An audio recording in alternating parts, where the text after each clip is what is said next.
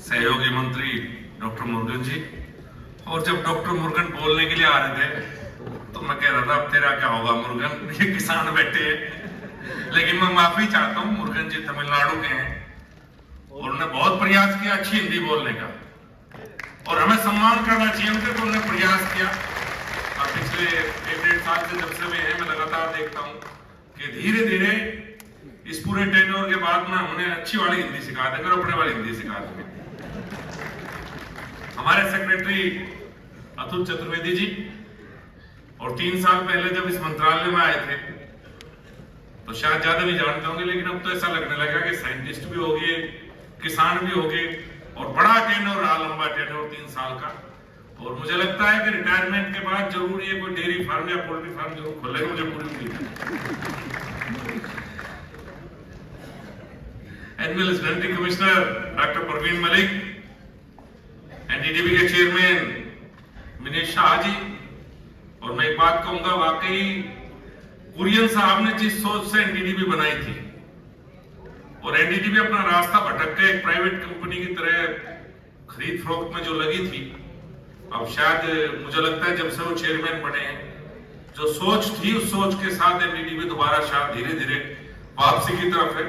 मैं उनका धन्यवाद करूंगा कि वो सरकार की सोच के साथ कम से कम उस सेक्टर में काम करने का प्रयास कर रहे हैं जिसके लिए कभी एनडीडीबी का जन्म हुआ होगा। संजय सिंघल जी, मुझे आज ही पता लगा कि आईटीसी डेयरी में भी है, और सहारनपुर में शायद आपका आईटीसी का, और आप कह रहे थे कि किसानों को पता होगा, आप अवेयरनेस करते हैं, जब मुझे ही नहीं पता, मेरे पड़ोसी आप हो तो इन्हें कहां से पता लगेगा।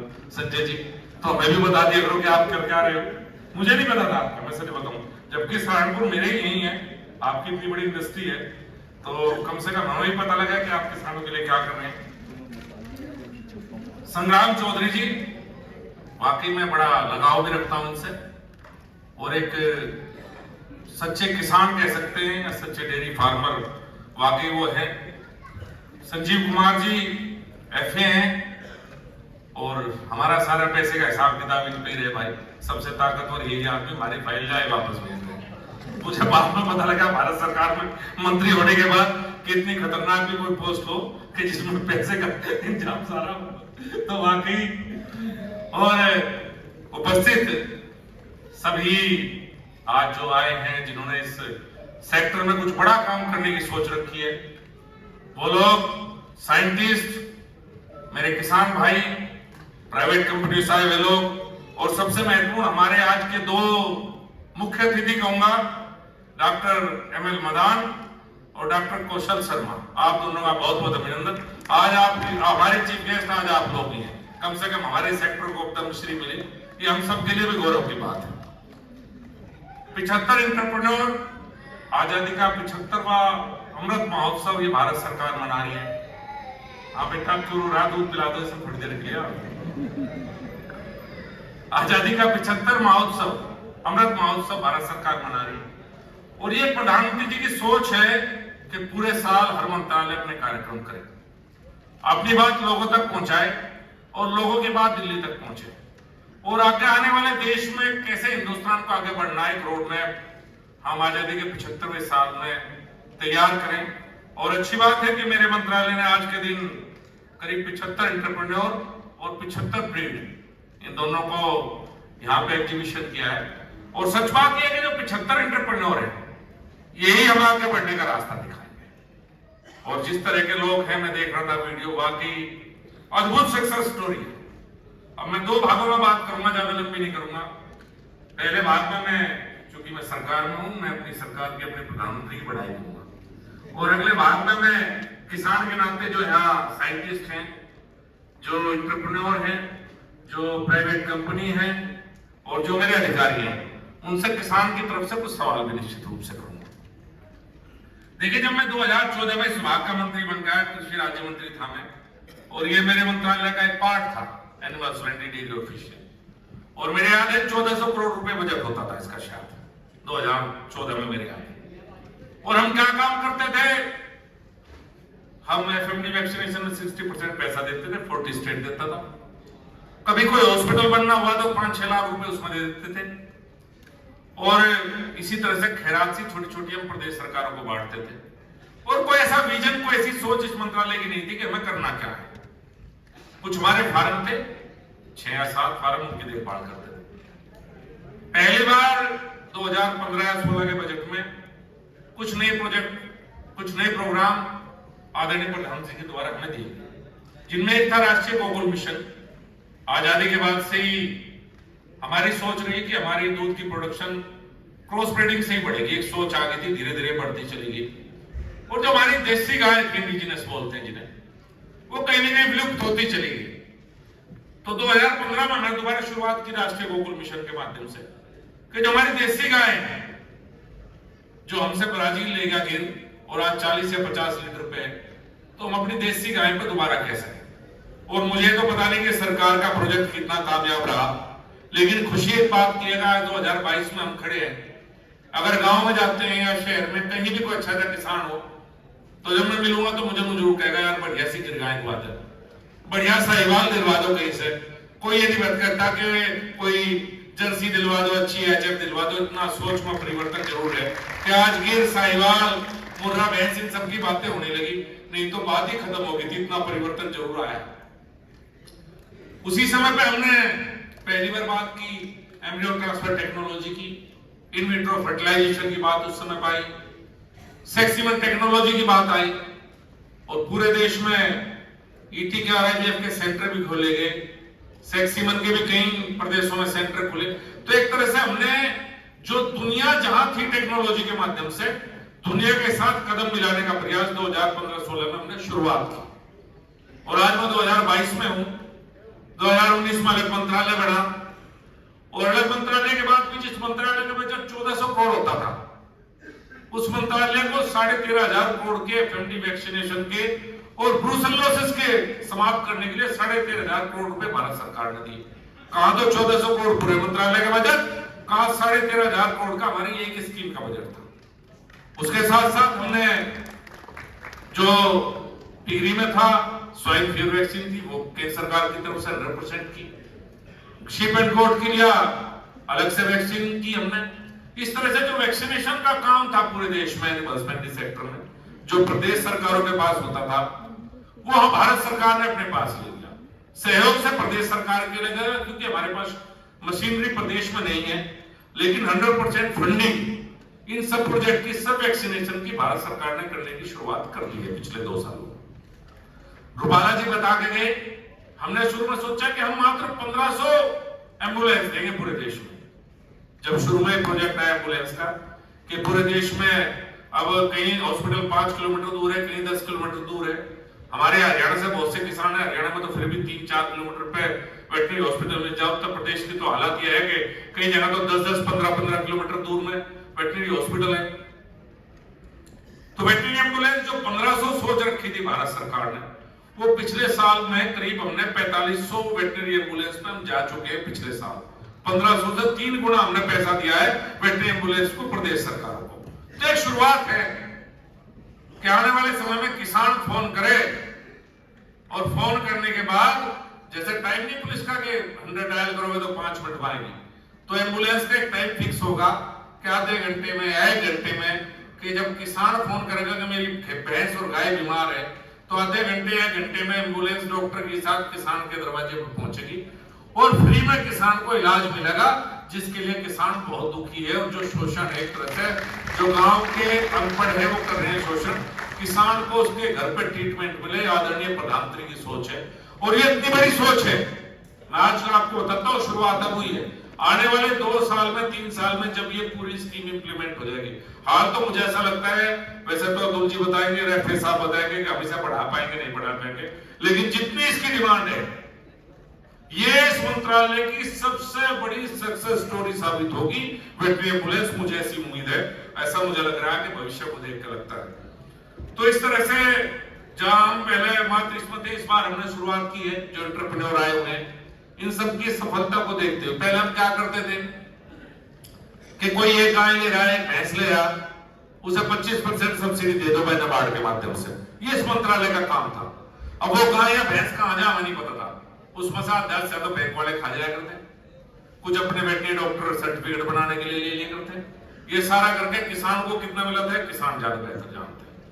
वो हमने सोचा प्रदेश सरकार करे छोटे छोटे काम, हम बड़े काम करेंगे। हमने ब्रीडिंग फार्म की शुरुआत की है। आज अगर कोई देखिए समय बदल गया, पहले ट्रेडिशनल होती थी एनिमल हस्बेंड्री, चाहे डेयरी हो या पोल्ट्री हो, अब टेक्नोलॉजी आ गई।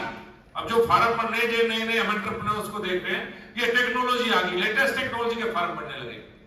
तो हमने शुरुआत की है कि अच्छा कोई ब्रीडिंग फार्म खोलना चाहता है तो 2 करोड़ रुपए तक की सब्सिडी भारत सरकार देगी। 4 करोड़ का अगर फार्म खुला, शायद इससे बड़ी सब्सिडी स्कीम देश में कोई दूसरी नहीं होगी कि किसान को 4 करोड़ का फार्म खोलने के लिए 2 करोड़ रुपए भारत सरकार देगी। इसी तरह से चाहे पोल्ट्री के सेक्टर में, चाहे पिगरी में है, चाहे गोल्ट्री में है, हमने कहा ब्रीडिंग फार्म खोलने। बड़े अच्छे एंटरप्रेन्योर आ गए, नए लोग, नए किसान के पढ़े लिखे बच्चे, क्योंकि वैसा दूर का तो आएगा नहीं, और वो इंटीग्रेशन करे जो वहां गरीब है उसके लिए, उसके साथ उसकी मार्केटिंग में मदद करे। भारत सरकार की सोच है। तो अब हमारा काम जो पहले मात्र कुछ पैसे देना था, वो काम हमारा वेटरनरी एम्बुलेंस के माध्यम से, वैक्सीनेशन के माध्यम से या ब्रीडिंग फार्म के माध्यम से भारत सरकार ने प्रयास शुरू किया। अब मैं थोड़ी सी बात वो करूं जो किसान के मन में रहती है। अब संग्राम चौधरी ने बहुत अच्छी बातें की। मैं इनके कई बार इनके यहाँ बनासकांठा गया हूं। ये एमडीए के चेयरमैन शंकर भाई चौधरी मेरे दोस्त भी हैं, भारत गुजरात सरकार में मंत्री रहे हैं 10 साल। और वाकई एक जिला में बदलाव इस देश में अगर किसी ने किया है तो बनासकांठा जिले में बनास जी ने किया, इसमें कोई शक की बात नहीं। लेकिन मेरी एक पीड़ा भी है। मैं एक बार आनंद में गया था तो मुझे मनीष शाह जी ने कुरियन के ऊपर लिखी किताब दी, और मुझे किताब पढ़ने का कई बार थोड़ा सा शौक है, तो मैं रास्ते में आते हुए जहाज में किताब पढ़ता हुआ उस दिन मैंने कुरियन को समझने का प्रयास किया कि कुरियन ने क्या किया इस दूध के लिए या डेयरी फार्मर के लिए। वहां से यूनियन बनी, और जब अमूल एक पूरे अपने आप में सफलता अमूल को मिली तो लाल बहादुर शास्त्री जी के मन में विचार आया कि मुझे हर प्रदेश में अमूल चाहिए। हर प्रदेश में अमूल बनाने के लिए एनडीडीबी की स्थापना हुई। एक देसी भाषा में, गांव की भाषा में कहते हैं। अमूल की हर प्रदेश में अमूल बनाने के लिए एनडीडीबी बनी। प्रयास हर प्रदेश में हुए, कहीं थोड़े कामयाब हुए, कहीं फेल हो गए। अमूल जैसा कोई दूसरा अमूल तो बना नहीं पाया। अमूल आए, 50,000 करोड़ की संस्था होगी, जिनमें से 15,000 करोड़ रुपए हिस्सा हमारे चौधरी साहब का भी है। और वाकई हॉस्पिटल देना, मुझे भी लगता है मेरा डिस्ट्रिक्ट मुजफ्फरनगर है कि मेरे यहां भी हो कि कोई ऐसी डेयरी हो जो किसान को ट्रीटमेंट भी दे, मेडिकल कॉलेज खोल ले, हर काम करे, इस तरह से इतना दे। लेकिन आज स्थिति क्या है?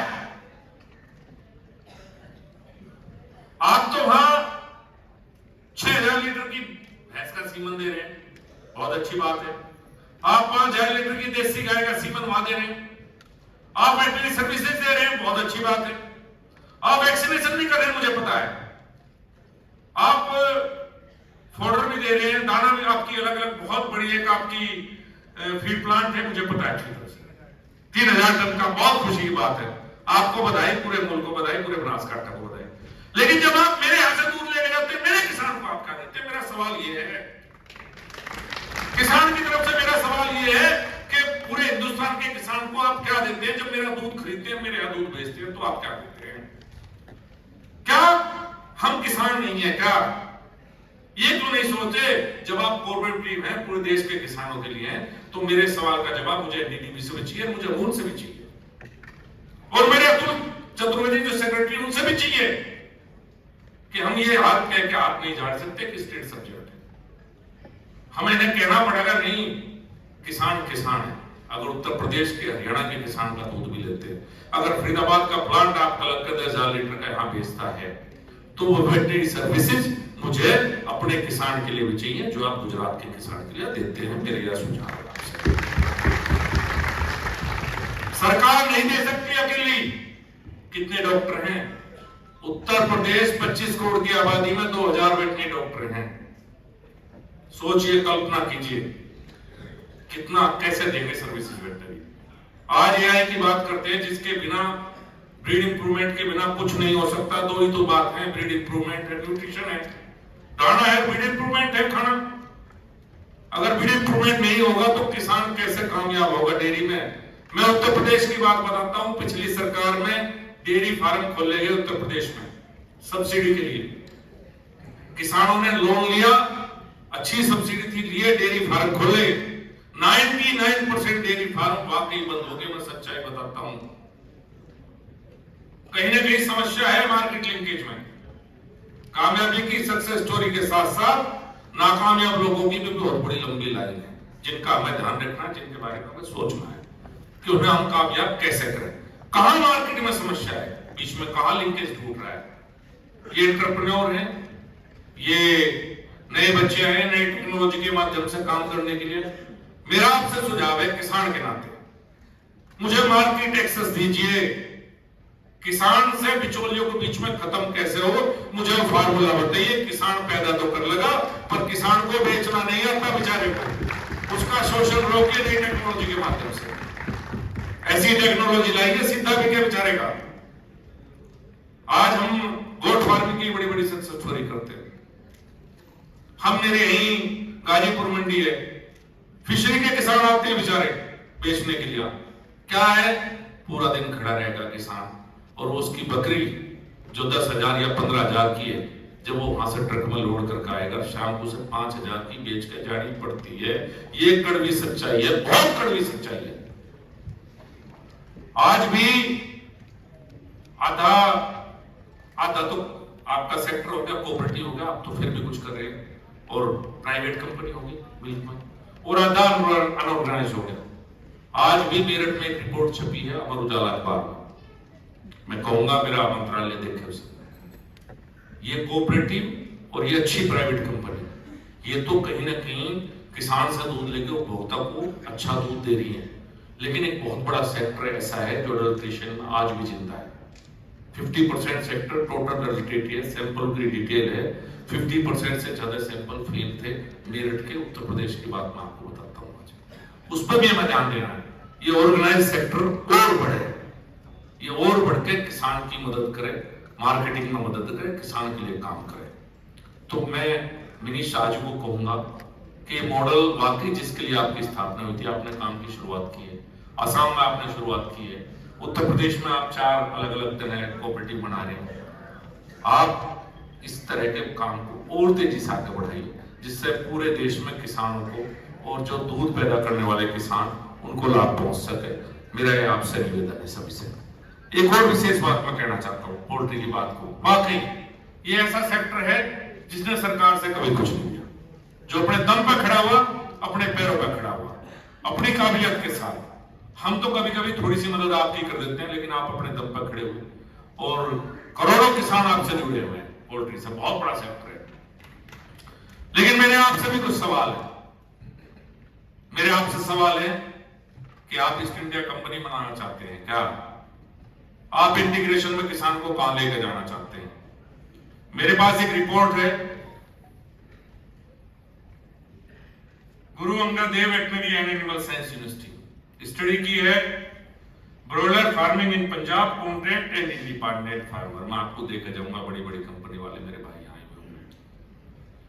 ये स्टडी बताती है, जो सरकारी यूनिवर्सिटी की स्टडी है, ये स्टडी बताती है कि कॉन्ट्रैक्ट फार्मिंग में जो छोटा किसान है उसे हर साल 4.75 का घाटा है परसेंट का।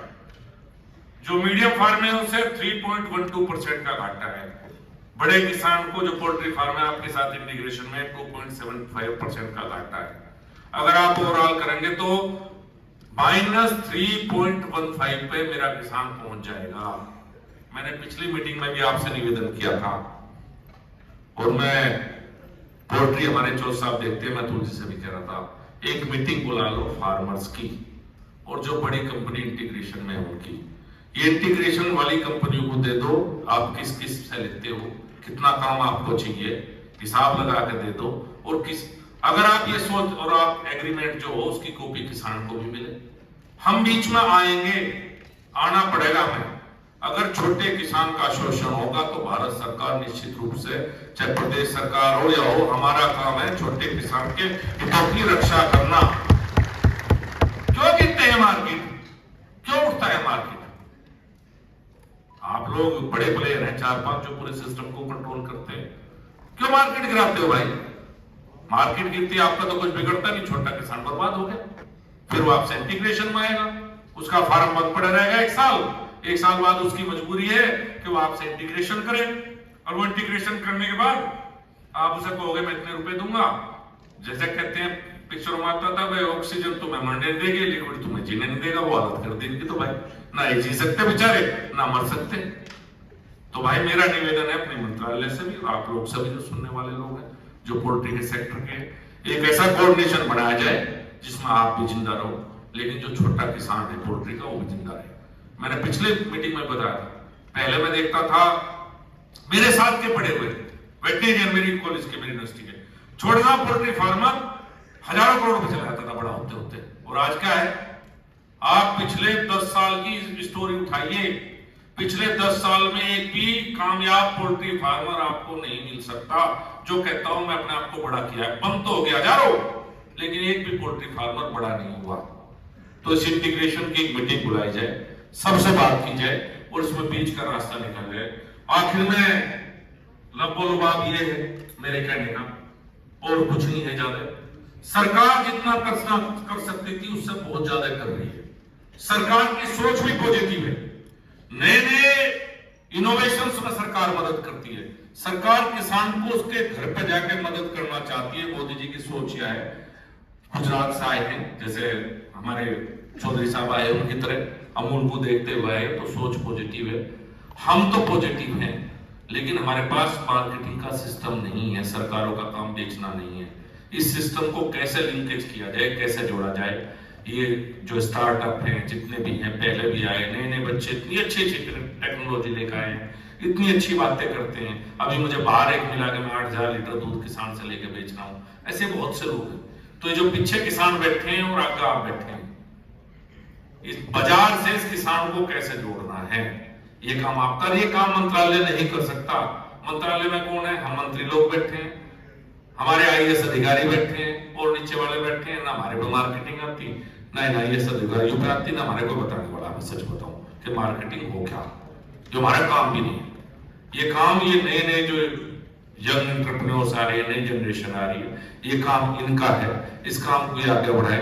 और देखो भाई, पूरा मत मानना अगर मैंने किसी को कुछ ज्यादा कड़वी बात कह दी हो, ये मेरे दिल के भाव थे, बुरा मेरी बात का बिल्कुल मत मानियो, ना अमूल वाले मानियो और ना पोल्ट्री वाले मानियो। ये बात समझियो, ये एक किसान की भावना है, इसे पॉजिटिव लीजियो। आपकी बुराई करने का इरादा नहीं। हाँ, ये जरूर है किसान की बात आप तक के, तुम हो सके थोड़ी बहुत बात मेरी मान लो, तुम थोड़ी बहुत मान ले तो किसान का थोड़ा बहुत भला हो जाओ। यही मेरी सोच है। बहुत बहुत धन्यवाद, बहुत बहुत अभिनंदन। पूरा दिन आपके बीच में रहूंगा।